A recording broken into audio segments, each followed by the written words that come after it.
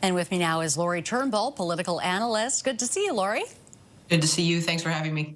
So Carney will be seeking more trade access in artificial intelligence, infrastructure, energy and defense, well in Qatar, as Canada looks to build strategic partnerships. So what kind of talks do you anticipate?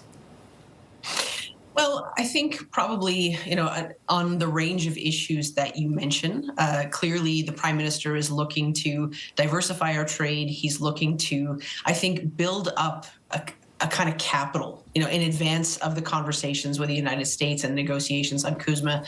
I think, he's trying to kind of make Canada's footprint a bit bigger. He's trying to show what we bring to the table, not just in terms of what we have on our own, but the kind of partnerships we can have and how Canada is being viewed on the world stage. And so this isn't just about, to me, this isn't just about diversifying. It's also about showing up in those conversations with the U.S. in a little bit of a kind of heavier position, if I can put it that way.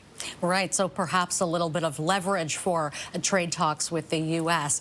Now, much like China, numerous human rights concerns do still remain about Qatar. Do you think Carney might raise these issues behind closed doors? I would suspect so. I think that certainly that's an issue. Some people are going to look at the Prime Minister's trade trips right now and see the progress that he's made in China and, what he's trying to do in Qatar and say, look, we want to trade. We want to build ourselves up and solidify ourselves economically.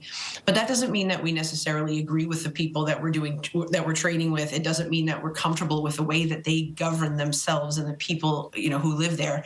And I mean, frankly, Qatar, it would not be an exaggeration to say Qatar's human rights record, it's not just different than Canada. It's been described as brutal, atrocious. These are the types of things that are this is a concern to people. And the previous government, Justin Trudeau's government, talked about having a progressive trade policy. And it seemed like that government wanted to try to change the world through trade. If we're going to do trade with a country, we're going to really go in hard on what kind of practices they have and try to get them to come around to our way of thinking. I think you can see a departure from that with Prime Minister Carney, and that he's not playing that kind of politics. He's going in and saying, look, this is the world we're in.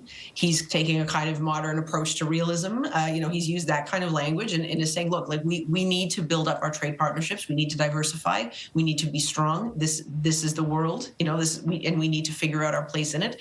And that might mean that we do trade with countries that we aren't comfortable at all with how they govern. But yes, there could be a conversation behind closed doors so that that's put on the table, but not necessarily as an obstacle to moving forward in terms of trade. So potentially a kind of a hold your nose situation. Ultimately, Lori, what could come out of this trip? Well, I mean, he's got the big win already. I mean, the deal with China, I think I didn't hear anybody who anticipated that kind of a deal.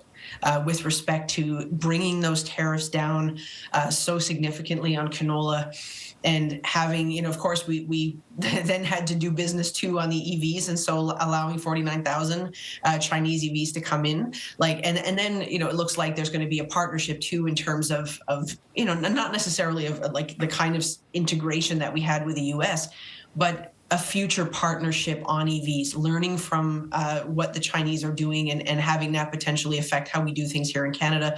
And then a much broader piece around, what the next number of years could look like. LNG in Canada being, shipped for Asian markets and having that kind of mindset around a much broader relationship with China, which again is not something that we saw from the previous government at all. In fact, to the contrary, the relationship with China, as we know, was extremely, extremely rocky. And so to me, the Prime Minister's already got a significant piece to put, in that win column on his way home. And I think probably the conversation in Qatar was never going to be as impactful, but certainly is, potentially very impactful in terms of, creating that environment where a country like Qatar wants to invest in Canada.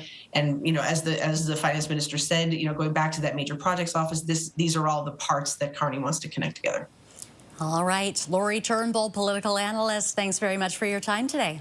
You got it. Thanks for having me. Take care.